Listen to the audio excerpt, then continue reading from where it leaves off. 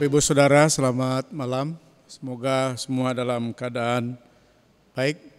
Kita akan masuk dalam kebaktian rumah tangga pada malam hari ini, 3 Juni 2020. Mari kita mempersiapkan bahan Alkitab kita untuk sama-sama kita jadikan sebagai dasar perenungan kita dari 1 Korintus pasal 12 ayatnya yang pertama sampai dengan ayatnya yang ke-13. Sebelum bersama-sama kita merenungkan firman Tuhan, saya mengajak kembali kita sekalian untuk datang kepada Tuhan di dalam doa kita. Mari kita berdoa. Ya Tuhan, Bapa dalam sorga, ketika Alkitab sudah kami buka, kami mohon ya Tuhan berkati kami supaya kami dilayakkan dan kami dikuduskan oleh Tuhan sendiri untuk kami dapat memahami, dapat mengerti, bahkan juga ya Tuhan supaya kami dimampukan untuk merenungkan dan mewujud nyatakan firman-Mu itu dalam setiap gerak kehidupan kami ya Tuhan. Ya Allah Bapa dalam sorga, berkati ya Tuhan setiap jemaat-Mu, berkati kami semua ya Bapa, supaya kami memiliki telinga yang mendengar dan memiliki mata yang membaca, bahkan juga ya Tuhan memiliki pikiran yang mengerti, bahkan memiliki seluruh eksistensi diri yang menyambut firman Tuhan. Demikian juga ya Bapa, kami mohon bersama-sama urapi berkati hamba-Mu, sehingga dalam urapan dan kekuatan yang dari Tuhan, ia dimampukan untuk menyampaikan firman Tuhan dengan penuh kesukacitaan, sehingga ya Bapa firman-Mu itu sungguh memberikan kekuatan bagi dirinya, bahkan juga ya Tuhan bagi seluruh jemaat Tuhan.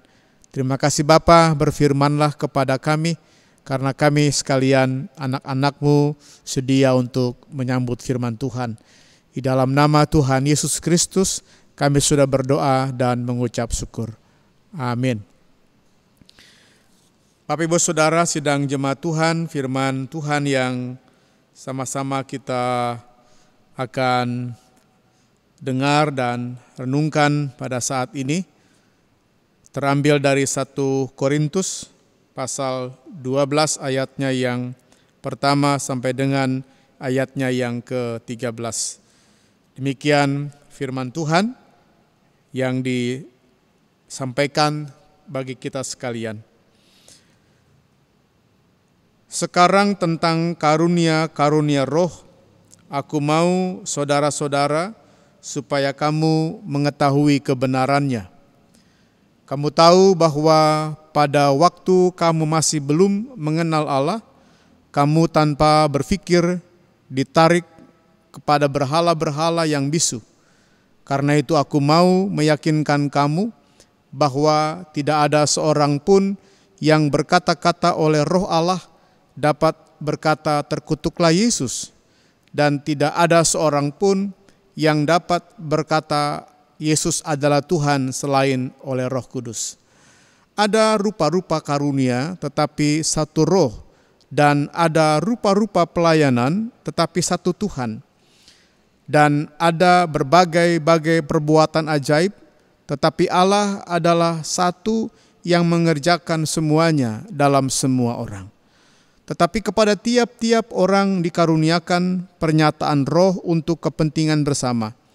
Sebab kepada yang seorang roh memberikan karunia untuk berkata-kata dengan hikmat, dan kepada yang lain roh yang sama memberikan karunia berkata-kata dengan pengetahuan.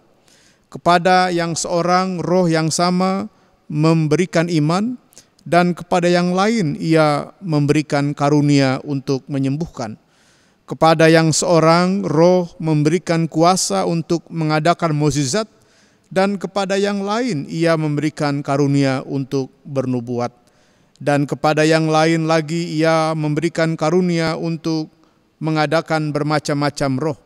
Kepada yang seorang Ia memberikan karunia untuk berkata-kata dengan bahasa roh, dan kepada yang lain Ia memberikan karunia untuk menafsirkan bahasa roh itu. Tetapi semuanya ini dikerjakan oleh Roh yang satu dan yang sama, yang memberikan karunia kepada tiap-tiap orang secara khusus seperti yang dikehendakinya. Karena sama seperti tubuh itu satu dan anggota-anggotanya banyak, dan segala anggota itu sekalipun banyak merupakan satu tubuh, demikian pula Kristus. Sebab dalam satu roh kita semua, baik orang Yahudi maupun orang Yunani, baik budak maupun orang merdeka, telah dibaptis menjadi satu tubuh, dan kita semua diberi minum dari satu roh. Sedemikian firman Tuhan yang ditaburkan, yang diberitakan bagi kita. Yang berbahagia tentu adalah kita yang mendengar firman Tuhan dan menerimanya dengan penuh sukacita. Bapak Ibu Saudara yang terkasih dalam Tuhan Yesus Kristus, saya ingin memulai dengan mengangkat satu pengalaman memperhatikan sebuah tim klub sepak bola, karena kebetulan saya juga senang untuk melihat pertandingan sepak bola.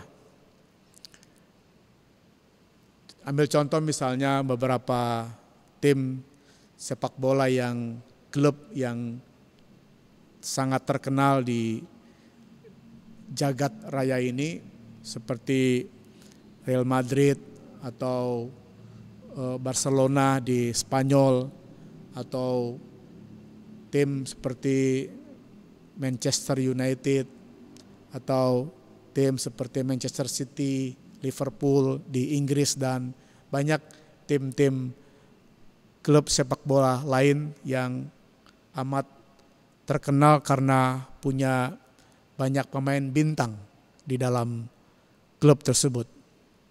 Tetapi saudara, ada yang menarik yang terkadang bisa saja terjadi di klub-klub yang bertabur bintang dengan penuh talenta yang begitu banyak dari pemain-pemain di klub yang terkenal tersebut, justru menjadi kontraproduktif ketika di dalam klub itu begitu banyak pemain bintang.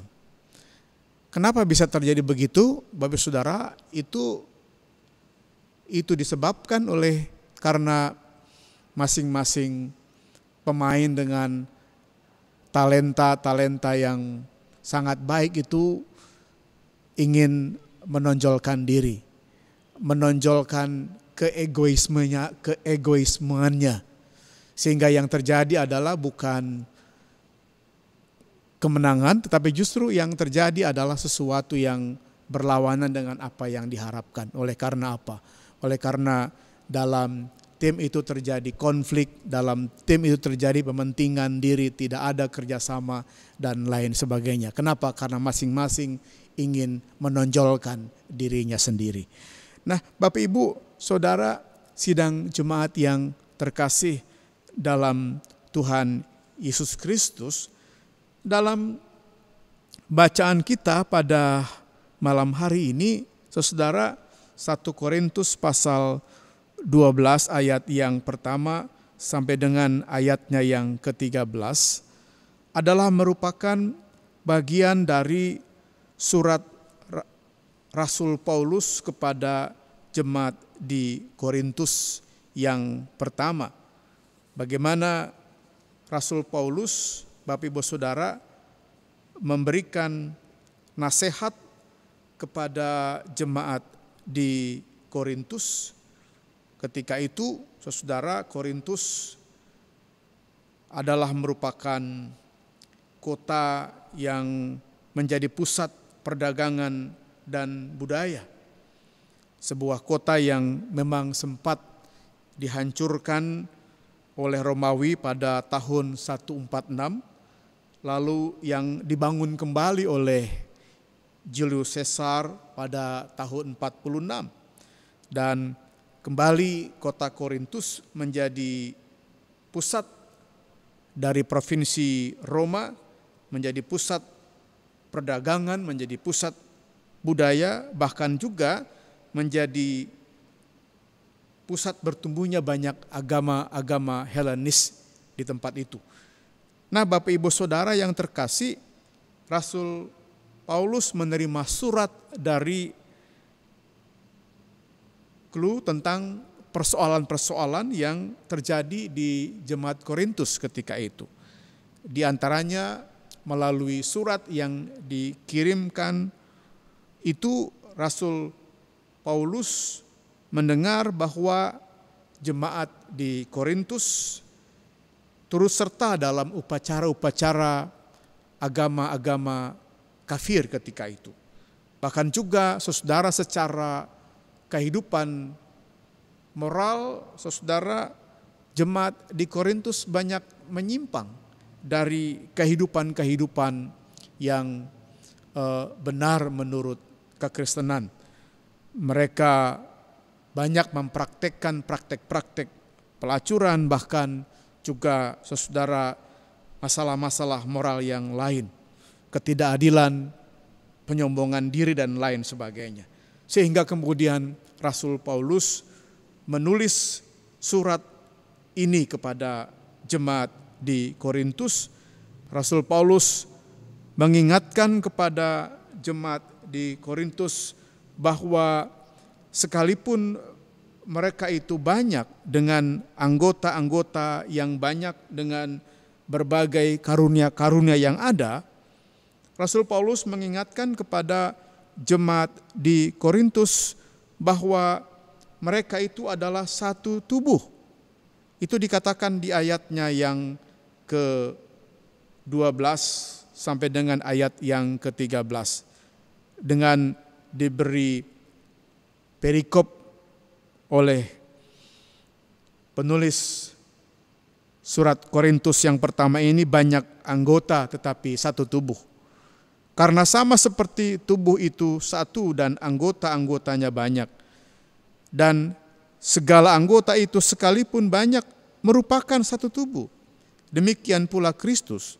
Sebab dalam satu roh kita semua, baik orang Yahudi maupun orang Yunani, baik budak maupun orang merdeka, telah dibaptis menjadi satu tubuh, dan kita semua diberi minum dari satu roh. Di sini Rasul Paulus mengingatkan kepada jemaat di Korintus, bahkan juga mengingatkan kepada kita selaku jemaat Tuhan tentang betapa pentingnya memahami bahwa sekalipun dalam satu jemaat itu banyak anggota, tetapi yang perlu diingat bahwa kita semua adalah satu tubuh, satu roh. Ini yang mau diingatkan Bapak Saudara oleh firman Tuhan kepada jemaat saat itu, saudara.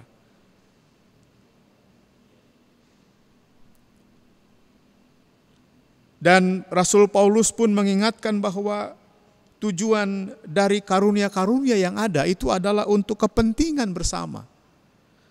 Tujuan dari karunia itu adalah untuk kepentingan bersama. Itu yang diingatkan saudara dalam bacaan kita di ayatnya yang ke-7. Kalau kita perhatikan dari mulai ayat yang pertama. Sekarang tentang karunia-karunia roh, aku mau saudara-saudara supaya kamu mengetahui kebenarannya. Kamu tahu bahwa pada waktu kamu masih belum mengenal Allah, kamu tanpa berpikir ditarik kepada berhala-berhala yang bisu. Karena itu aku mau meyakinkan kamu bahwa tidak ada seorang pun yang berkata-kata oleh Roh Allah dapat berkata, terkutuklah Yesus. Dan tidak ada seorang pun yang dapat mengaku Yesus adalah Tuhan selain oleh Roh Kudus. Ada rupa-rupa karunia, ada rupa-rupa karunia, ada rupa-rupa anugerah, ada rupa-rupa talenta, tetapi satu Roh. Dan ada rupa-rupa pelayanan, tetapi satu Tuhan. Dan ada berbagai-bagai perbuatan ajaib, tetapi satu Allah, adalah satu yang mengerjakan semuanya dalam semua orang. Tetapi ayat yang ke-7, tetapi kepada tiap-tiap orang dikaruniakan pernyataan Roh untuk kepentingan bersama. Untuk kepentingan bersama. Inilah Bapak Ibu Saudara, hal yang mau ditegaskan oleh Tuhan Yesus kepada jemaat di Korintus. Mereka mengingat bahwa sebagai jemaat yang dianugerahkan oleh Allah, jemaat yang dikaruniakan oleh Allah dengan berbagai-bagai karunia, kekayaan karunia yang dimiliki oleh jemaat Tuhan, supaya itu dipelihara, supaya itu ditata, supaya itu dijaga dengan baik.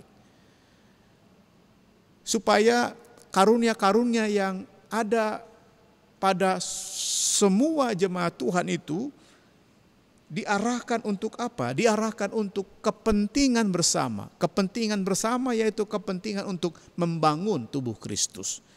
Nah, Bapak Ibu Saudara yang terkasih dalam Tuhan Yesus Kristus, pada bagian ini pula lah sesungguhnya firman Tuhan itu diberitakan kepada kita jemaat Tuhan di GKP Yeruel Cibubur. Kita pun diingatkan melalui firman Tuhan pada malam hari ini. Kita adalah jemaat yang dikaruniakan oleh Tuhan berbagai-bagai talenta. Seluruh jemaat Tuhan memiliki talenta-talenta yang dianugerahkan Tuhan kepada kita. Masing-masing kita diberi talenta, masing-masing kita diberi anugerah oleh Allah. Dan oleh karena itu, marilah kita mempersembahkan setiap talenta, setiap karunia yang ada pada kita untuk sebuah kepentingan bersama. Kita diingatkan supaya kita tidak menonjolkan diri. Kita diingatkan supaya kita senantiasa tidak mengedepankan kepentingan diri kita sendiri. Tetapi lewat firman Tuhan pada malam hari ini sungguh kita diingatkan bahwa kita dipanggil untuk menata setiap talenta yang ada pada kita. Untuk kita memberi masing-masing kontribusi dalam kehidupan berjemaat, dalam kehidupan bergereja, supaya kita membangun tubuh Kristus, kepentingan demi kepentingan bersama.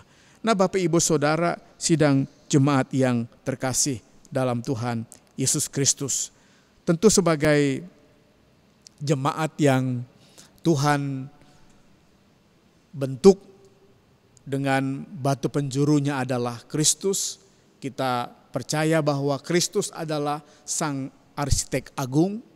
Dialah yang membentuk bangunan tubuh Kristus, dialah yang membentuk gereja, dan bahkan dialah yang menjadi kepalanya.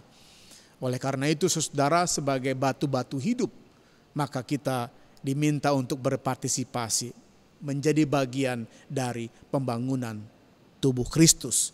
Dan kita ingat bahwa Kristuslah yang menjadi arsitek agungnya. Kita dipanggil bersama-sama dengan setiap karunia yang ada pada kita. Dengan setiap talenta yang ada pada kita. Apapun talenta kita yang ada pada kita. Maka seluruh jemaat Tuhan GKP Yeruel Cibubur dipanggil untuk menjadi batu-batu hidup. Yang membangun tubuh Kristus demi kepentingan bersama. Nah, Bapak Ibu Saudara, sidang jemaat yang terkasih dalam Tuhan Yesus Kristus, pada bagian akhir dari perenungan pada malam hari ini, saya teringat dengan Satu tulisan dari Bapak Andar Ismail dalam bukunya Selamat Melayani, dia mengambil satu cerita yang menggambarkan tentang pentingnya sebuah kebersamaan, tentang ada sebuah ukiran di Candi Borobudur, dia ungkapkan dalam bukunya itu. Di dalam ukiran Candi Borobudur itu tampak ada seekor angsa yang sangat tampan dan anggun. Angsa itu mempunyai dua leher, leher yang panjang dan leher yang pendek. Leher yang panjang dengan kepala yang tinggi dengan mudah melahap buah-buahan, biji-bijian, dan daun-daun yang lezat. Tetapi kepala yang rendah tidak dapat menjangkau segala makanan itu. Dengan sedih kepala yang rendah itu menengadah kepada kepala yang tinggi, meminta kepada kepala yang tinggi. Namun kepala yang tinggi sama sekali tidak menghiraukan. Kepala yang tinggi sama sekali tidak mau berbagi makanan dengan kepala yang rendah. Hingga pada suatu hari kepala yang rendah itu merasa begitu lapar. Karena itu ia kemudian mencari apa saja yang ada di bawah. Akibatnya adalah apa, saudara? Akibatnya terpaksalah kepala yang rendah itu mengorek-ngorek tanah untuk mencari apa yang bisa dimakan. Dan ia hanya menemukan akar-akaran yang ada di bawah. Lalu dimakannya lah akar itu. Dan ternyata akar itu beracun. Racun itu masuk ke dalam perut angsa. Tak lama kemudian angsa yang anggun itu pun mulai lemas, lalu roboh dan mati. Baik kepala yang rendah maupun kepala yang tinggi sama-sama tergeletak di tanah karena perut mereka memang satu. Pentingnya sebuah kebersamaan. Dari cerita ini saudara mau menggambarkan kepada kita pentingnya sebuah kebersamaan. Supaya memang dalam setiap karunia yang ada pada setiap jemaat Tuhan, masing-masing Tuhan menganugerahkan kepada kita setiap talenta dan karunia. Oleh karena itu, saudara, firman Tuhan pada malam hari ini sungguh mengingatkan kepada kita tentang pentingnya membangun sebuah kebersamaan. Sebuah kebersamaan yang saling mengisi, sebuah kebersamaan yang saling menopang, sebuah kebersamaan yang saling menguatkan seorang terhadap yang lain. Inilah saudara panggilan kita dalam hidup bersama sebagai gerejanya, panggilan kita hidup bersama sebagai tubuh Kristus. Tuhan memberkati saudara. Amin.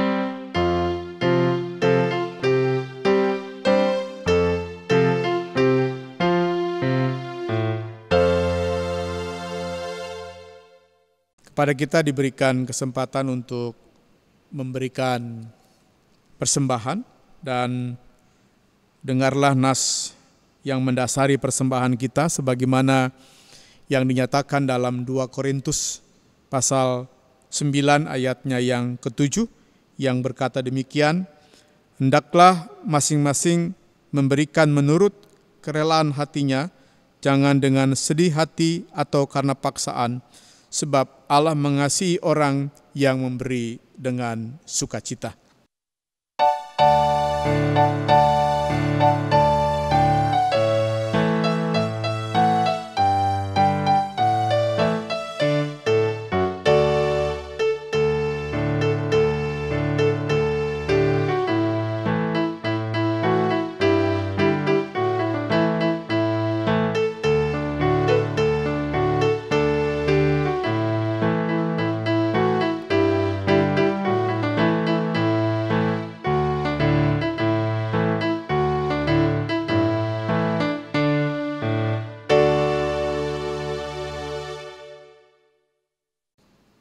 Saudara, mari kita bersatu hati dalam doa syafaat kita. Mari kita berdoa. Ya Tuhan, kembali kami datang ke hadirat-Mu.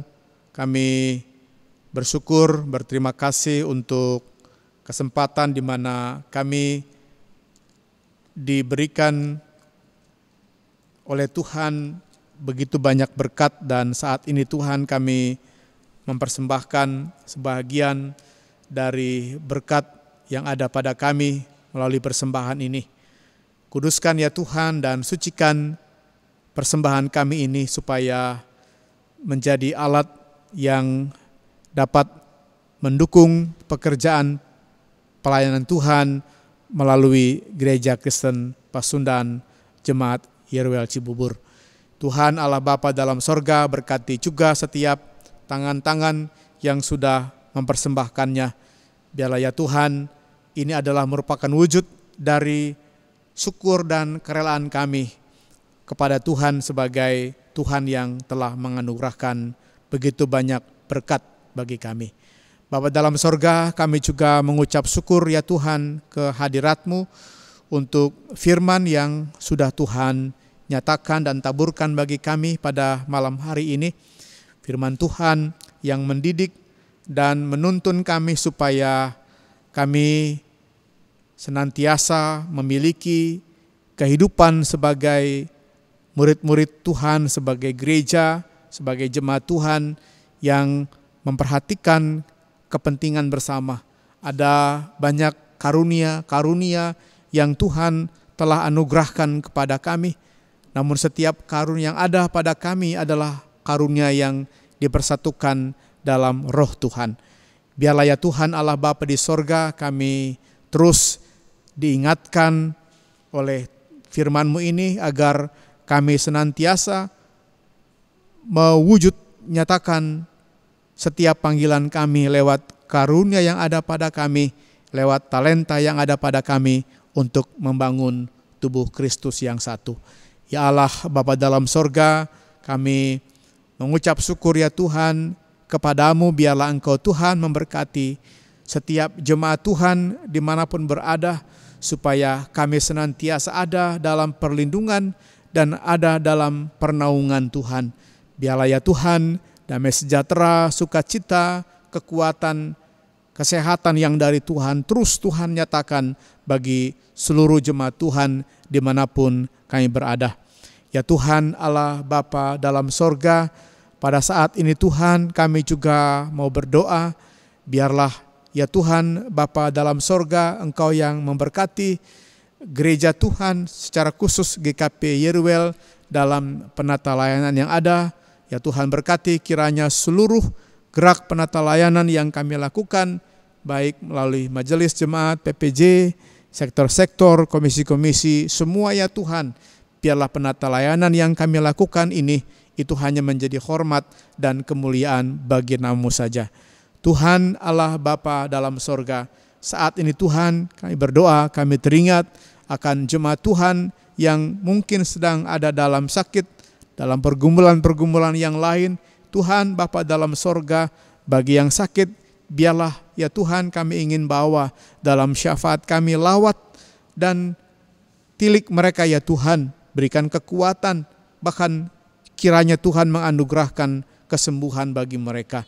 Bagi yang dalam pergumulan ya Tuhan, biarlah Engkau berkenan untuk menyatakan pertolongan-Mu. Bahkan Tuhan berkenan untuk memberikan jalan keluar dari segala pergumulan yang ada. Inilah ya Tuhan sungguh yang menjadi doa dan harapan kami kepadamu. Bapa dalam sorga, saat ini Tuhan dalam syafaat ini kami juga tiada lupa berdoa bagi masyarakat bangsa dan negara kami. Berkati ya Tuhan kiranya para pemimpin kami dengan hikmat kekuatan yang dari Tuhan, supaya mereka dapat memimpin segenap bagian bangsa kami dengan baik, sehingga ya Tuhan ada damai sejahtera yang dari Tuhan yang boleh nyatakan bagi masyarakat bangsa kami. Tuhan, terima kasih untuk malam hari ini. Terima kasih Bapa untuk persekutuan kami. Terima kasih untuk firman yang sudah Engkau taburkan bagi kami. Inilah ya Tuhan seluruh pokok doa syafaat kami. yang semuanya hanya berani kami bawa dan panjatkan hanya dalam satu nama, Tuhan kami Yesus Kristus, Tuhan penebus juru selamat kami. Dan pada saat ini Tuhan, kami juga ingin berdoa sebagaimana yang Kau ajarkan kepada kami demikian. Bapa kami yang ada di sorga, dikuduskanlah namamu, datanglah kerajaan-Mu, jadilah kehendak-Mu di bumi seperti di sorga. Berikanlah kami pada hari ini makanan kami yang secukupnya, dan ampunilah kami akan kesalahan kami, seperti kami juga mengampuni orang yang bersalah kepada kami. Dan janganlah membawa kami ke dalam pencobaan, tetapi lepaskanlah kami dari yang jahat, karena Engkau-lah yang empunya kerajaan dan kuasa dan kemuliaan sampai selama-lamanya. Amin.